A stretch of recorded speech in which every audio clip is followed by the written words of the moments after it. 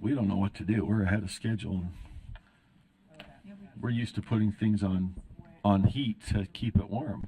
All right, should we go to that then? I think we do have superintendent's report at time certain, 12:30, right? Right, that's what I'm saying. Is that right? We still on for the time certain? Okay. Chair Booth, are you ready to go on standards and assessment then? Yeah. Oh, right. Got it. All right. In standards and assessment, our first action item is action item R277-443, distribution of money to science outreach organizations. And this is the new addition that was mentioned in our public comment from Jacine Walker, where she talked about now we are having a chance to treat the science organizations and the arts organizations separately because they have their own rule and they have their own process rather than being lumped together. So the motion for the board recommended action is that the board approves R277-443 informal science education enhancement IC draft 1 on second and final reading. Okay, thank you. Discussion of the motion, Member Bogus. Yes, thank you. So because the backup doesn't have the documents, is this the same language as the previous one, just now CV'd into 2 and made unique to each ideal? Is that my understanding? Chair Booth? Or would you As like to far turn to as I staff? know, it's just a repeat of what has been said about POPs in the past. Now it's being said for IC, for science, Okay. so that they have their own money, they have their own rule governing the money, but it's exactly the same rule that has always existed when they were lumped together. It's just separated into. Okay. And Thank I'm you. seeing nods from our staff leadership. Thank you. Okay. Any further question or comments? If not, let's vote. Member Carey? Chair, Carey is a yes. Carries yes.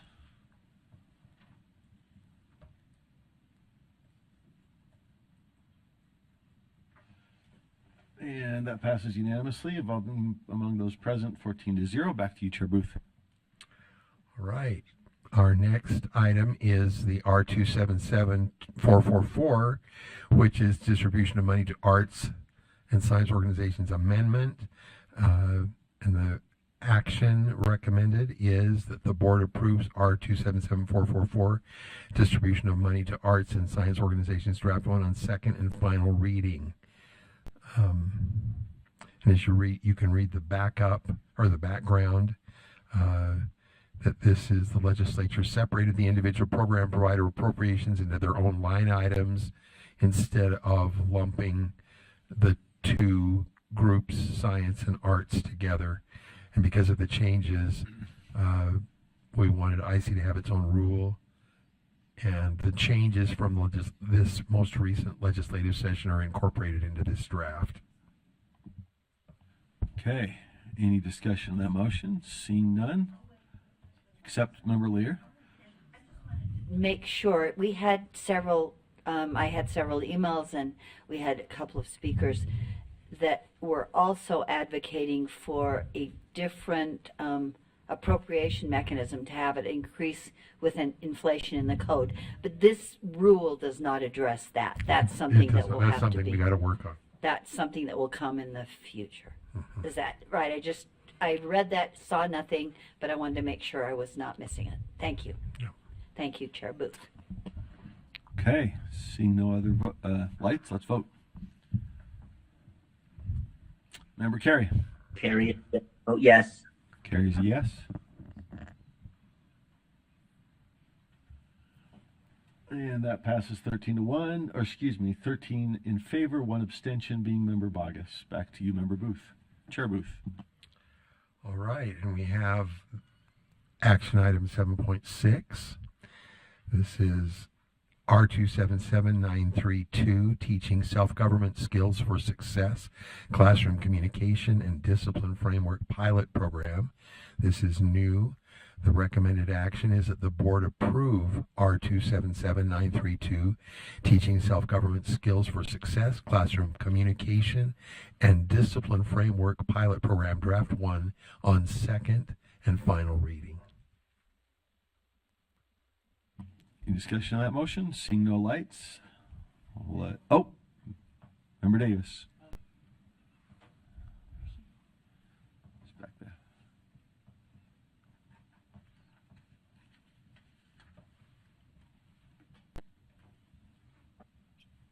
Okay. Thank you. Just a quick question.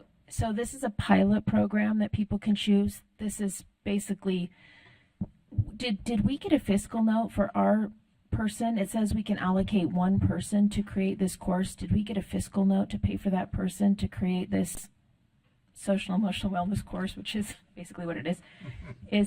Do we have money to do it?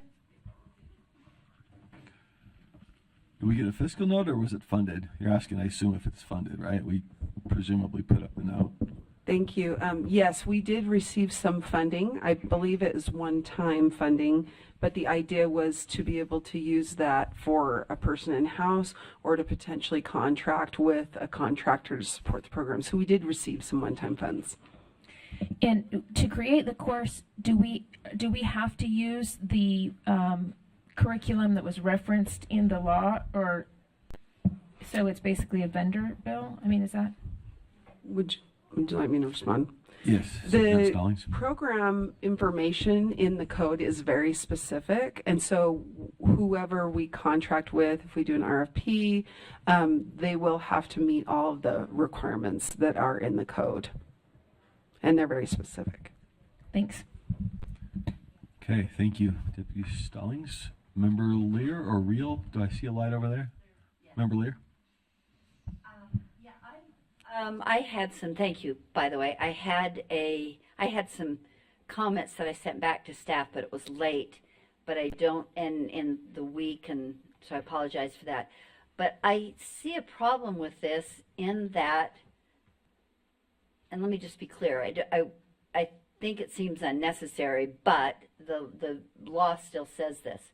It says, in reading back into 53G-7-1307, going down to parentheses 5, it says, the board shall make rules establishing how an LEA provides to a teacher at a participating school the following stipends upon completion of different modules consistent with subsection 3. I don't see that language in the rule, and because it says shall provide, and I don't know what that would look like off the top of my head. Maybe it would talk about timing, maybe it would talk about lump sum, maybe it would talk about independent contractor, I don't know. But it seems to me that the law says that it has to be done and it's not in the rule.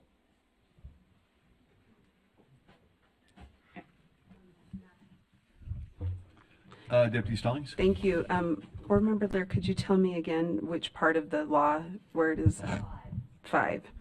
So in court, the board shall make rules how the LEA will receive the stipends upon completion.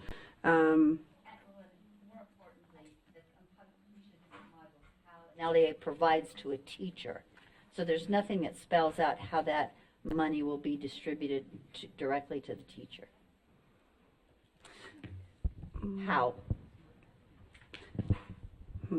Well, I think that part of that might be part of the contract that we have, because it'll probably depend on the vendor. Are you saying you're wondering if the vendor would provide the training, or whether or how the stipend will get to the teacher? Is that your concern? I apologize. My concern is the exact language of the law, that the law says the board has to make rules establishing how that money will be paid to teachers, how that stipend will be paid to teachers. And if it is in the contract, you could, I theoretically, and I come to you with a problem and I have no solution. I have no amendment, but you could say as provided in a contract or something like that, I guess.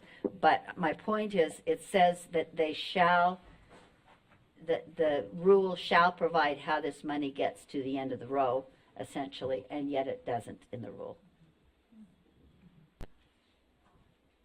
Yeah. If you would like, we could send it back to committee and work on that. That's all, the only response I have right now. I will say that the funding will come from TSSA, so it will be up to the LEA to dedicate their TSSA funds to pay for the stipends. There's no funding from the state that will be distributing to LEAs to pay for the stipends. It will be up to the LEA to use their local TSSA funds to pay for those stipends.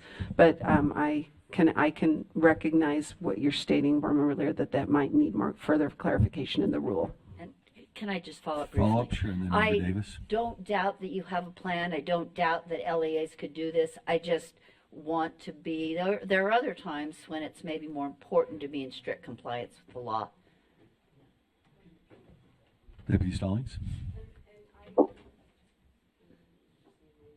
Mic on.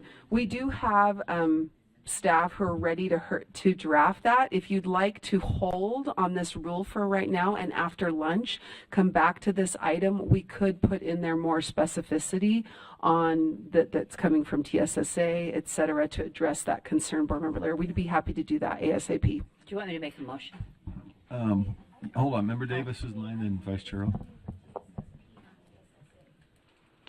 So TSSA is the Teacher and Student Success Act, program funding that comes to an individual school. If you look at the title, it is in the part, so it's in 53G Chapter 7, Part 13, and I guess TSSP is sometimes called TSSA, so that might be on me. TSSP has often been used to talk about the stipends that go to teachers with certain credentials like math, science, et cetera. So,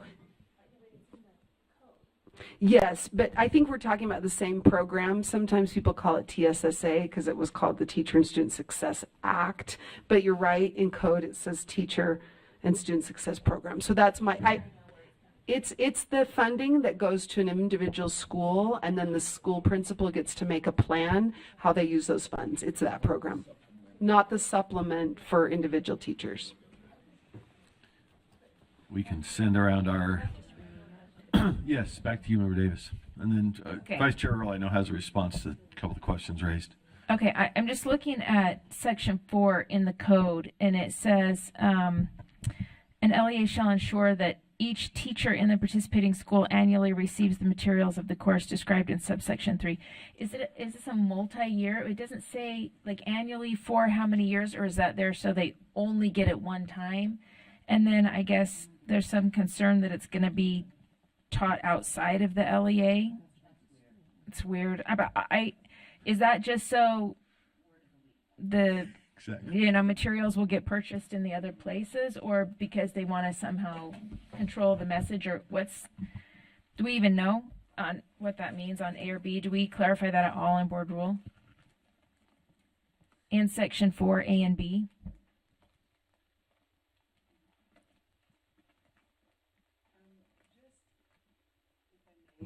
Just as a reminder, this is a voluntary program, so people, meaning LEAs and schools, will choose if they participate. Right. I think I can't, again, speak to the intent of the legislature. We did not ask for this program, and we did not give, or were not given opportunities to, influence it. Can I reframe my question? Might help be helpful. Does that mean in A that once you participate in the program, then annually thereafter you have to provide the same materials to every teacher in the school that participates in the program? It's actually a 3-year pilot. Potentially, for if they participate for the full 3 years, it would depend on, I would guess, the LEA's participation. They may choose to do it for 1 year. They may choose to do it for more than 1 year. So I think that will be dependent on the LEA. It ends at 3 years.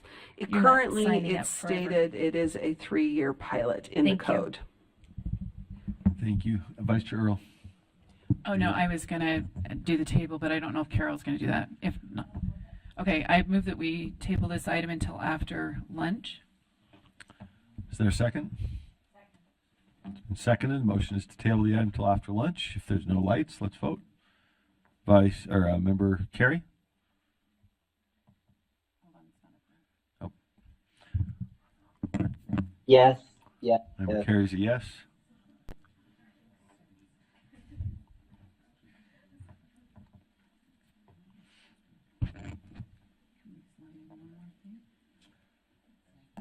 And we're missing just one. There it is. That passes unanimously, 14-0. So that will be tabled until after lunch. Back to Chair Booth. Sorry?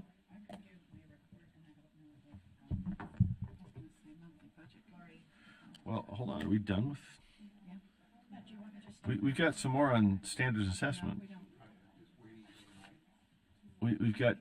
Yeah, we section have 8. number 7 now.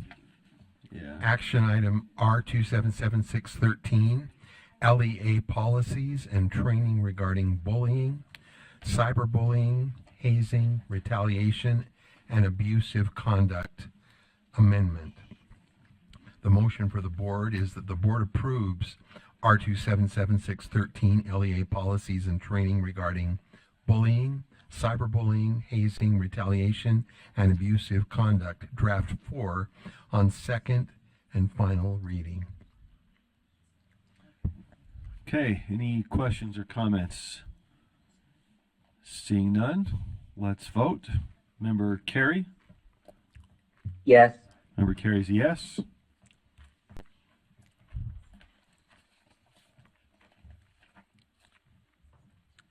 And we need a few more. Let's see, 3 more.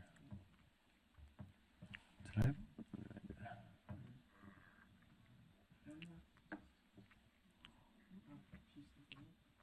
Uno más.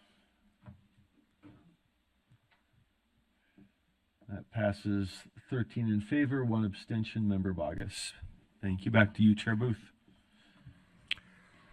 We have action item R277630-1, child sex abuse and human trafficking prevention training and instruction amendment. The recommended action is that the board approve R277630 draft 2 sections 4, 5, and 6 on second and final reading.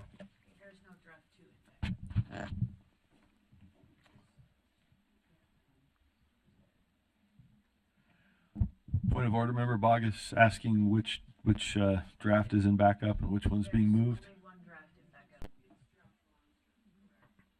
that the right one then? Draft 1, I correct myself here. Okay.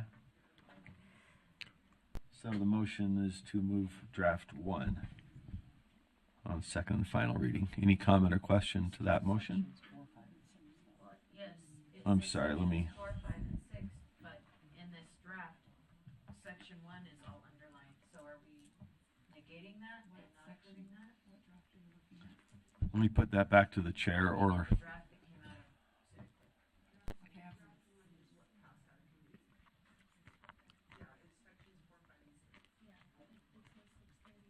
But only 4, 5, and 6. We're only approving those sections. So why do we have a rule that doesn't have the rule as a whole? Is there a reason? Yes. Point of order, we'll put that to Deputy Stallings. Did you want to address? Thank you. And there was an email that was sent to the board, I believe last week, explaining what happened in the Standards and Assessment Committee. So the full rule went to committee, and because there's some time sensitivity with respect to a requirement for us to enter into an RFP related to a bill that passed. We have to do that by no later than, well, the expectation is that we contract with the provider by no later than January. The Standards and Assessment Committee opted to move forward with sections, approving new sections 4, 5, and 6 only. And then the Standards and Assessment Committee will be looking at sections 1, 2, and 3 tomorrow in committee. But because 4, 5, and 6 are urgent, there's a time sensitivity to that. My understanding is that's why Standards and Assessment made that motion to only make changes today to sections 4, 5, and 6. Practically what that means is if the board approves this today, the full rule will be filed with OAR, but only with changes to sections 4, 5, and 6. As a reminder, this rule is an existing rule, so sections 1, 2, and 3 are already there. There just will not be any changes filed with OAR to sections 1, 2, and 3. Only changes to sections 4, 5, and 6 were moved from the Standards and Assessment Committee. So any changes that board members would like to make to sections 1, 2, or 3 will be in committee tomorrow, in the Standards and Assessment Committee tomorrow. Thank you, Deputy Stallings. Member Norton.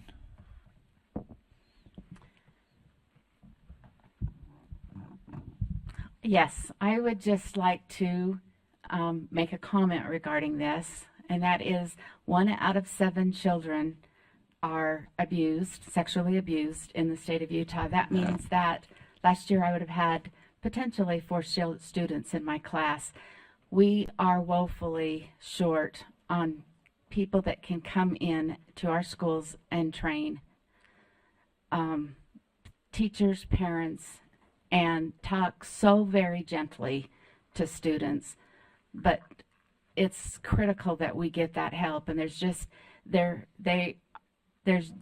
not enough help. We need more people. I know they've done some pilot programs to train school counselors in the appropriate way to handle this, to allow them to be the ones, but we need the services and we need them sooner than later. So I wholeheartedly request and urge that this get moving along and that we make sure that we can get this done sooner than later. Thank you, Member Norton. Vice Chair Earl. Yeah, just to speak to that just a little bit. Once again, this is so we can get the RFP going. These pieces are new for that reason. The pieces that are still sitting in Standards and Assessment had modifications, and we needed additional time to make those modifications and to have those align with law. So just for time-wise, we were able to move these forward, at least so we could get going on that process for those items. So I'm just speaking to kind of thought process there. There's a lot of additional conversations still taking place in this area for what those other sections to make sure they align with law. So I don't know if that helps at all, Board Member Boggess, but. Okay, thank you, Member Boggess. Yes, Chair, if I, oh, go ahead, Member Carey. Oh, that's not my job, sorry. That's fine. Yeah, Member Boggess defers, so go ahead, Member Carey. thank you. I just wanted to say that, I had some questions about the timing of this as well, and I just wanted to thank Tanya, Adam Hurd, and others, Deputy Superintendent Norman, for putting it together. But I had the chance to have all of those addressed by staff, and I want to thank them for that because it is confusing as to the timeline and why these things are segregated. But just wanted to say that. Thank you, Chair. Thank you. Back to you, Member Boggess. Yes, sir. So I am confused or maybe even concerned that we have an RFP and then an alternate provider process. Is there a reason we need both? Can someone help me understand that better? Any offers to respond? Is that Deputy Stallings, Vice Chair Earl? Those are just two very different processes. One is heavily vetted and the other is not. And so I'm just wondering. Deputy Stallings, did you want to? I'd be happy to. The legislation requires, there's a $1.5 million appropriation that was given for this, and it was designated that a portion of it is used for a contract that the state board will enter into, that all LEAs will have access to. But the legislature also wanted LEAs to have access to funds to support other providers that they may already have existing relationships with. So right now there's a number of providers that support LEAs in providing training and materials in this space. And although the legislature wanted a single statewide contract, which includes some other elements related to reporting, et cetera, related to the program. They also wanted to separate out of that $1.5 million a pot of funds that LEAs could apply for reimbursement to pay for providers that, say, might be regional providers. For example, in Logan or Cache Valley area, there's a provider that has existing relationships with LEAs that might be different than the state contracted provider. So that is all part of the legislation. It's not something we came up with as staff, or the board came up with. It's in code. Okay. Oh, yeah. And may I just add that even those providers, Board Member Bogus, who might apply for the grant, they still have to have their materials have to be approved by the board. So it's not like you get funding and then you can use whatever provider you want. The providers would still have to have their materials approved by the board before they could participate as an alternate provider. By this board. By this board, correct. Right? Okay, that's sweet. And Thank just, you. Oh, go ahead. Deputy Superintendent Patty Norman, just as an aside to that, those are listed on our website, and they're listed according to the category of who can present those. Our teachers are the category to use: teachers, parents, and then our students as well. So there's 3 categories. It has to be approved on that site for it to go to that secondary level of vetting process. Thank you all. Any other questions or comments? If not, let's vote.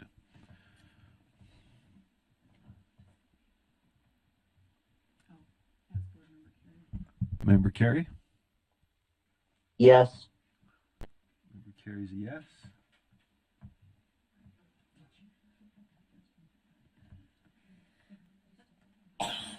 And that covers it. That passes unanimously, 14-0. Back to you, Chair Booth. Would you like to address Section 8? Do we have time for that?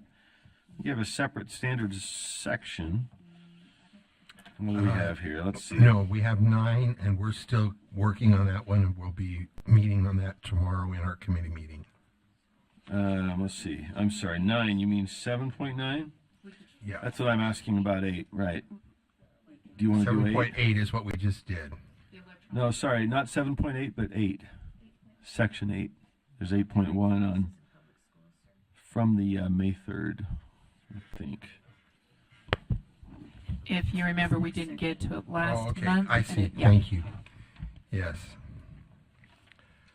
All right. We have a motion for the board. Is the board approve 277-495 electronic devices in public schools draft 2 on second and final reading?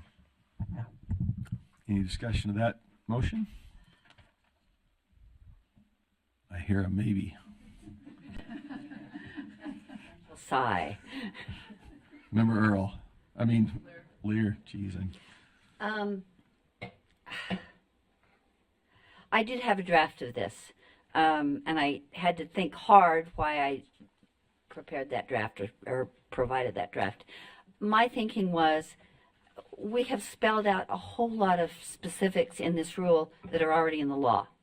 And suddenly this takes on the magic of sensitive materials, where everything has to be spelled out so that individuals with brains better than ours can't go to the law and read what the specifics are of these requirements. So I would prefer a much simpler rule that directs LEAs to have a rule and make it consistent with the law. I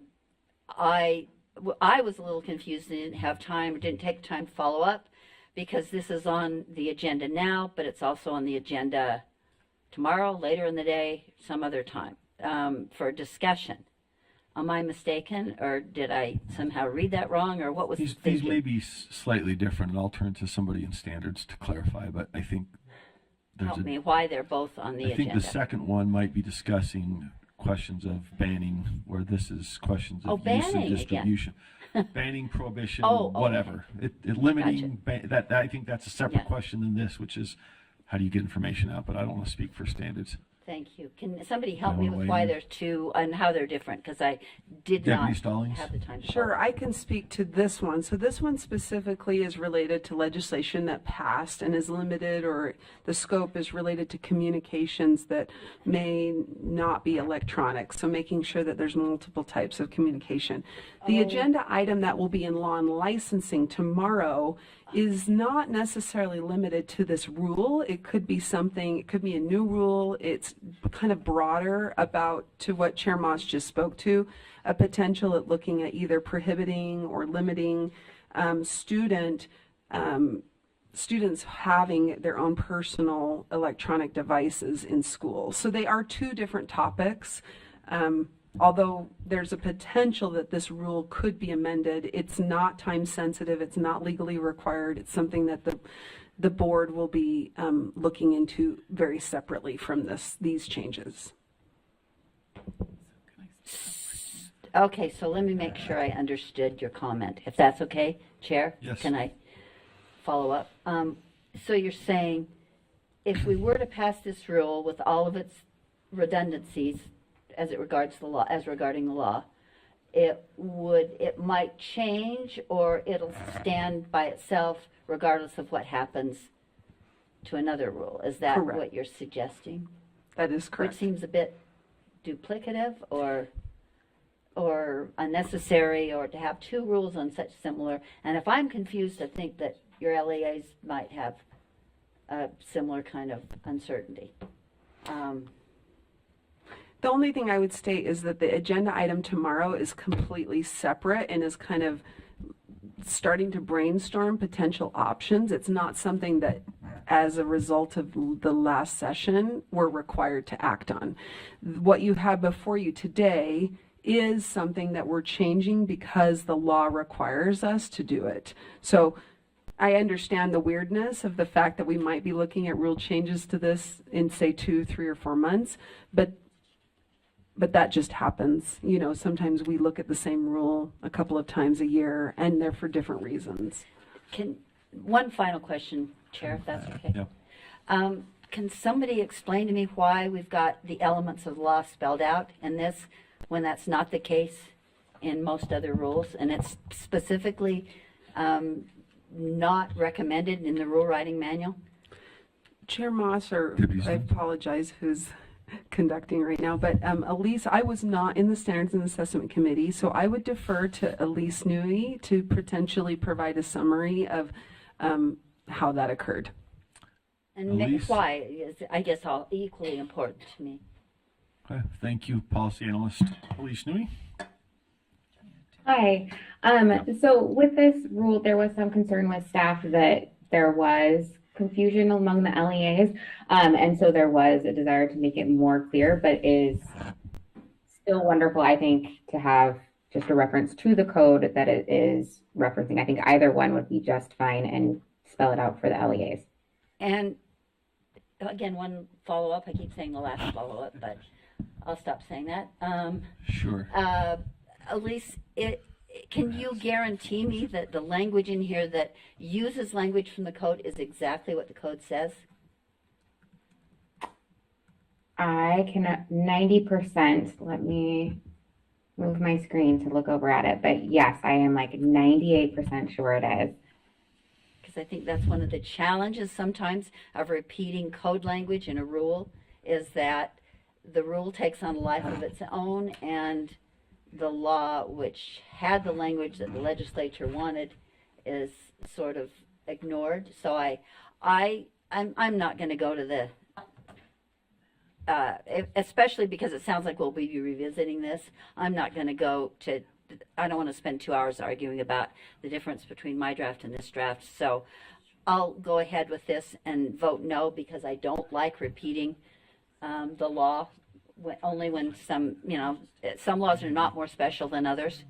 And I don't like repeating that in rules. So I would prefer that we always follow that recommendation of the rule writing manual. But I can go ahead and vote no and not waste everybody's 2 hours. Thanks. Okay, thank you. Member Vice Chair Earl? Yeah, I was just going to Well, all right, I'm good. This just speaks, to me, this speaks of access, and it does reflect the law. But, and that's the point. You could make a motion for us to amend if you wanted to, so. Do we want, I'm just throwing this out. We have one item coming back from standards after lunch, or was that from law and licensing? We tabled one. Do we want to?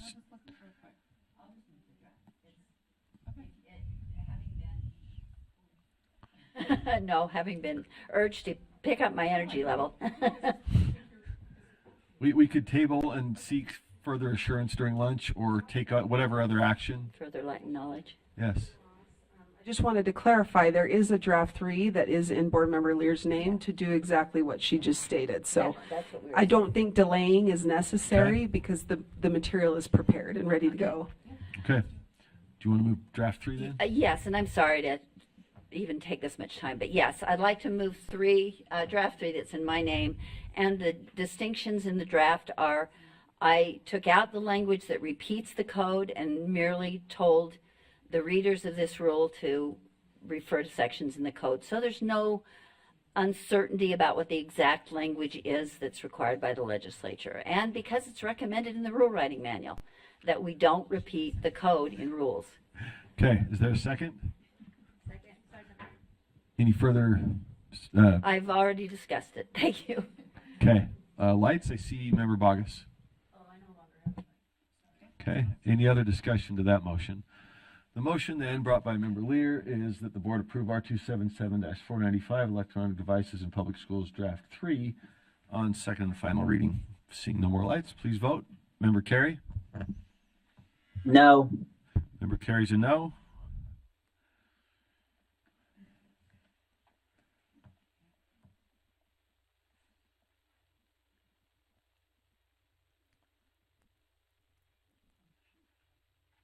Need 4 more.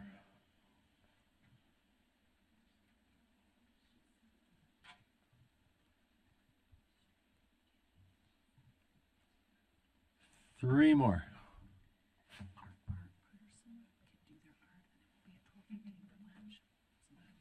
Sure. And one more.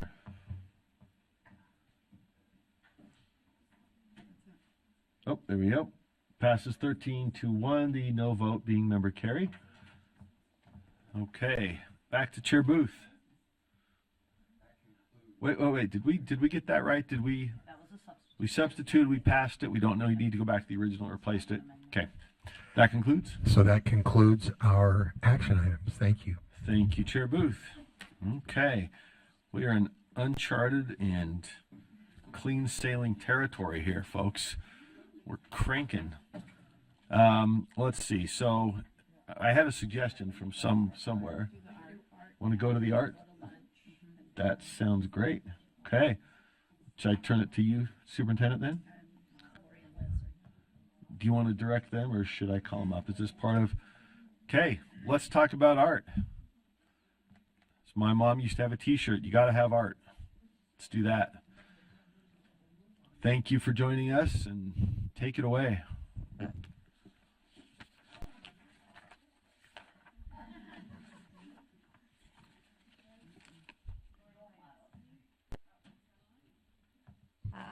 Hello, Lori Bajewski, Fine Arts Coordinator, and it's my distinct pleasure to introduce Liz Bunker, your Fine Arts Specialist, who has curated this month's art.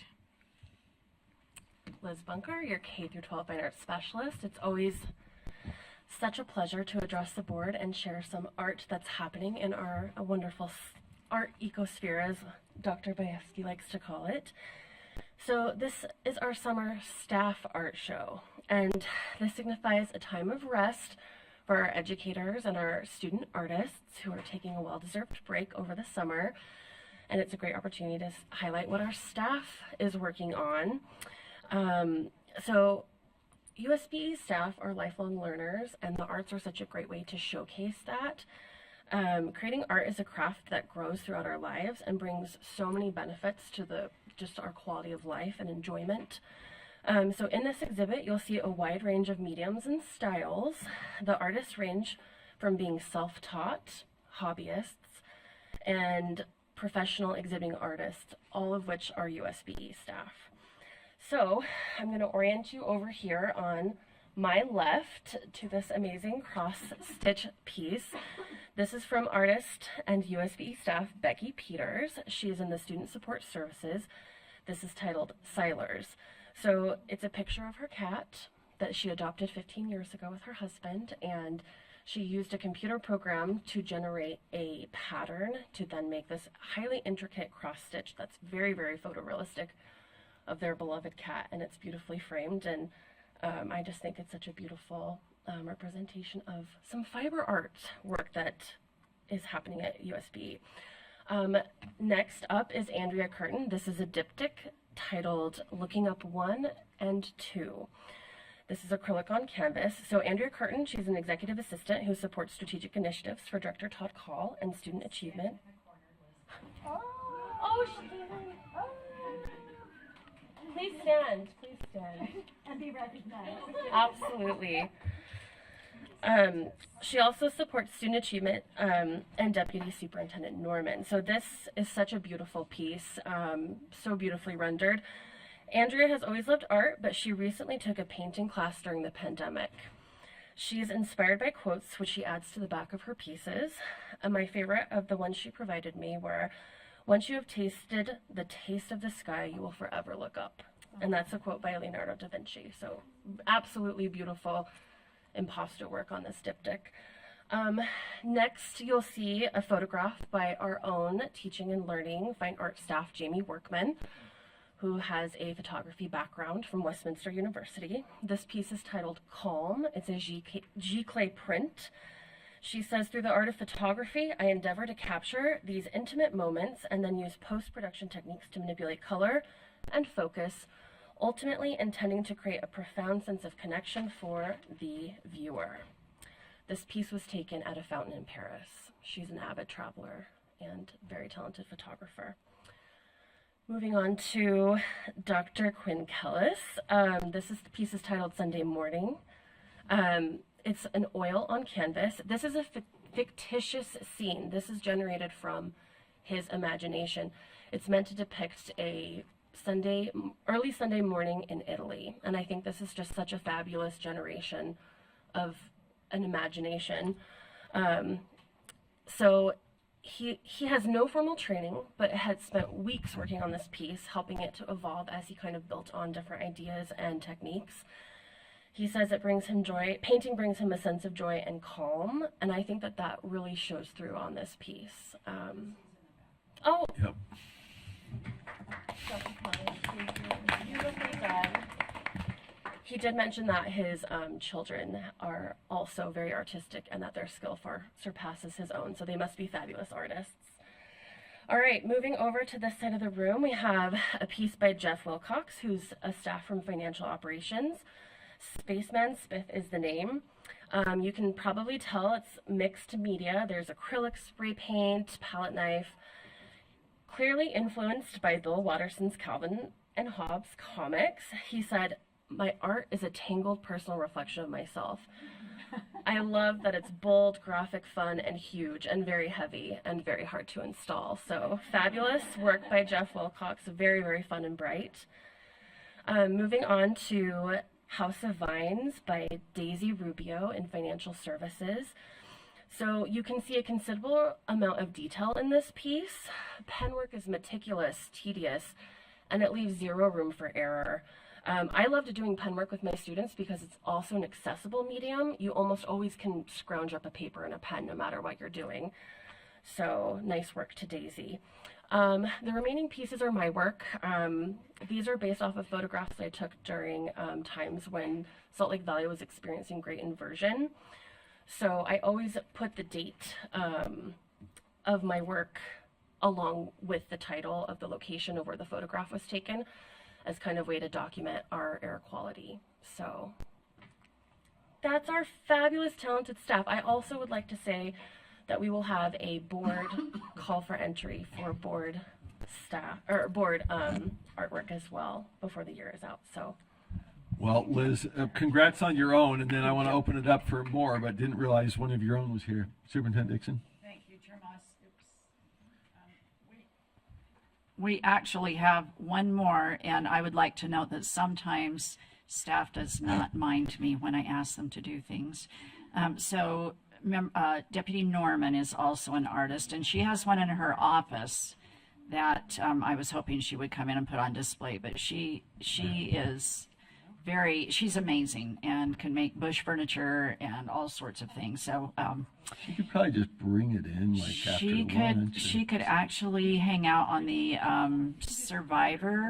Soul Survivor reality show. She's so amazing. But she did not bring her art in spite of my asking her to do so. But it is in her office if you want to stop by and look Which is at that. how many doors down? We're gonna find it.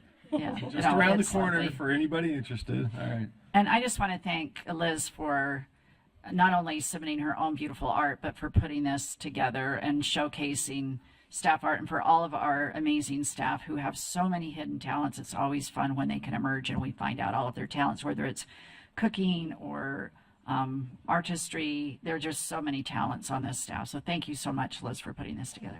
Absolutely. And can I just ask before we say thanks from all of us, how did this come about? Did I miss that up front? Just the decision to highlight staff? I believe that this was something that Kathy Jensen used to do over the summer to give our BTS I just don't partners a recall little bit of a our break. Yeah, staff's school's out of stuff. session. So I have participated in this show in the past when Kathy Jensen was the specialist. So I missed I think we it. took a Well, break last year. Yeah. Well, it's awesome. Thank you. And I got to channel, sorry, my mom, the art professor. The cross collaboration, folks in data and finance and all over the place are also artists and got both sides of their brains working together. That's always fun to see. You tend to get the fine arts students from high school that are specializing, but it's fun to see folks that are doing normal stuff actually have an artistic side too. That's very cool. So, well, thank you. Any other comments, questions? Sorry, Brent, what? Normal stuff. Like, I didn't see any lawyers. Lawyers aren't normal enough to actually have an artsy brain, but apparently other folks are. Carol? I am just in awe of people who can do this. In my next life, if I can't come back as Randy Booth, I would love to come back as an artist who could do this. As you saw from my really pathetic attempt at doing one little corner of a picture, which was horrible, and Jenny had to like hold something to my head to make me do it. I have no artistic ability, and I just find this amazing and beautiful, and you are so lucky because you'll have something to do in retirement. That's a really great Can't blessing. wait for that. Well, awesome. Thank you very much for bringing the video in. All right. Think we got lunch. Okay. Let's see. What did we budget for lunch? A half hour? Yes. So 10 till. We'll be back at 12:50. Or try. Okay.